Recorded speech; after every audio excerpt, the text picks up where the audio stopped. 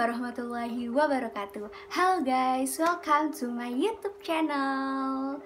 Dan di video kali ini aku bakal membahas salah satu problematika pembelajaran. Tapi sebelum lanjut, aku bakal kenalin diri aku dulu. Namaku Rizka Setia Hidayah. Dan jangan lupa untuk like dan subscribe channel aku. Terima kasih. Nah, sesuai dengan judul video YouTube ini, yaitu yuk ubah niat belajar kita bukan hanya sekedar untuk nilai. Sebenarnya nggak salah sih kalau misalnya kita belajar untuk dapetin nilai yang bagus. Karena menurut aku, nilai yang memuaskan atau nilai yang bagus itu adalah gerbang kita untuk naik ke semester berikutnya, naik ke kelas berikutnya, dapat sekolah yang terbaik, dapat universitas yang kita inginkan, dan masih banyak lagi. Tapi, apa coba yang salah? Ya salah lah guys kalau misalnya kita dapat nilai yang bagus itu dengan cara yang nggak halal, atau kita ngehalalin segala cara untuk dapetin nilai itu. Nah, coba sini siapa yang berani bilang gak pernah nyontek waktu sekolah? Pasti pernah kan? Walaupun akhirnya bilang, ya ampun, aku hilaf, aku gak tahu tadi harus jawab gimana, aku lupa sama jawabannya. Manusiawi sih, aku juga pernah kok kayak gitu. Tapi jangan sampai jadi bad habits loh guys. Terus, kalian pernah gak sih mikir kenapa akhirnya kita tuh harus dapetin nilai yang bagus itu? Nah, mungkin aja salah satunya adalah karena guru selalu menilai kita dari nilai yang kita dapat. Dan setiap sekolah pasti memiliki standar kompetensi ataupun KKM yang harus dilalui oleh semua siswa yang sekolah di sana. Dan secara langsung ataupun tidak langsung, kita pasti berusaha kan untuk dapetin nilai itu. Secara kalau kita nggak ngelewatin atau di bawah KKM yang diberikan oleh sekolah, kita nggak akan naik kelas. Tapi beda loh guys. Hasil jerih payah kita dapetin jawaban sendiri karena mikir sendiri dan hasil dari nyontek itu beda.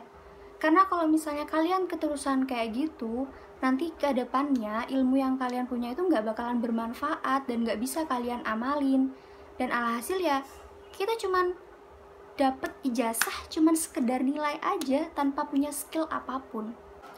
Ditambah lagi, berdasarkan data Pusat Statistik tahun 2019 atau tahun lalu, jumlah pengangguran di Indonesia lulusan sarjana atau universitas mencapai 5,67% dari jumlah 13 juta orang.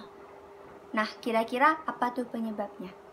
Ya mungkin salah satunya karena semua lulusan sarjana di Indonesia lulus hanya berdasarkan nilai, tanpa mempunyai skill apapun yang mereka miliki. Padahal, peluang pekerjaan di Indonesia itu adalah di perusahaan, dan perusahaan pasti memiliki standar atau skill yang harus dimiliki oleh calon pekerjanya. So, aku mau ngajak kalian untuk ubah niat belajar kita dari sekarang dan mencari potensi diri yang kita punya. Karena kalau kita udah ngubah niat belajar kita dari sekarang, insya Allah nilai yang memuaskan itu bakal ngikut dengan sendirinya kok. Apalagi kalau kita bisa konsisten dalam belajar.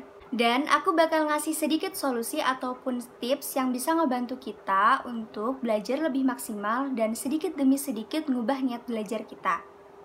Yang pertama yaitu cari waktu terbaik kalian dalam belajar. Nah, ini adalah salah satu waktu terbaik kita untuk belajar. Nanti aku bakal ngasih tahu linknya di deskripsi box. Tapi sebenarnya kita nggak harus berpacu sama itu kok. Kalau aku sendiri, memang sih kebanyakan orang bilang kalau waktu belajar yang baik itu waktu habis subuh ataupun sebelum subuh. Kalau aku sendiri, itu sudah aku praktekin dan ternyata aku nemuin waktu terbaik aku dalam belajar, yaitu di waktu habis asar sekitar jam 5 ataupun setengah 5 sampai habis maghrib. Itu bener-bener aku fokus banget dalam belajar dan enak untuk diingat aja. Jadi, kalian bisa nginget-nginget tuh kapan waktu terbaik kalian dalam belajar dan kapan waktu senyaman kalian dalam belajar. Tapi jangan lupa keep istiqomah. Nah, yang kedua yaitu selingi belajar kalian dengan hobi yang kalian suka. Misal kalian suka nyanyi atau suka dengerin musik.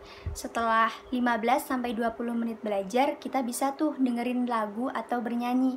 Karena fakta membuktikan bahwa kemampuan otak dalam belajar itu hanya 20 menit awal. Kemudian kemampuan otak dalam membaca atau menerima ilmu itu akan menurun. Terlebih lagi, hobi yang kalian suka bisa jadi adalah potensi yang ada dalam diri kalian dan bisa kalian kembangin. Nah, yang ketiga adalah cari motivator yang memang menginspirasi kalian. Kalau aku yaitu Kak Indra Sugiarto. Karena di saat aku down atau aku ngerasa pengen nyerah aja, aku selalu termotivasi dengan postingan-postingan yang beliau kirimkan. Tapi nggak harus kakak ini ya, banyak sekali motivator yang mungkin bisa menginspirasi kalian juga. Nah, yang keempat yaitu belajar bareng teman. Ini yang paling aku suka karena ketika kita belajar dengan teman, kita bisa saling tukar informasi ataupun ilmu yang mungkin kita tidak ketahui. Dan ada hasil riset mengatakan bahwa interaksi dan komunikasi mampu meningkatkan fungsi otak makhluk sosial seperti manusia dan menghasilkan analisis yang lebih baik dibanding jika tidak berinteraksi. Ini membuktikan bahwa fungsi kerja otak kita bakal lebih optimal ketika kita belajar bareng daripada kita belajar sendiri. Dan solusi-solusi dari aku tadi juga berhubungan dengan salah satu teori belajar dan pembelajaran, yaitu teori humanistik, di mana teori ini mengajarkan kita untuk memotivasi diri sendiri dalam belajar. Terlebih lagi, teori ini mengedepankan kita dalam bekerja sama dan bertanggung jawab dalam lingkungan, dan untuk mendapatkan dan menemukan potensi yang ada dalam diri kita. Oke guys, itu aja solusi yang bisa aku kasih. Semoga bermanfaat buat kalian dan semangat untuk mengubah niat belajar kita. Terima kasih. Wassalamualaikum warahmatullahi wabarakatuh.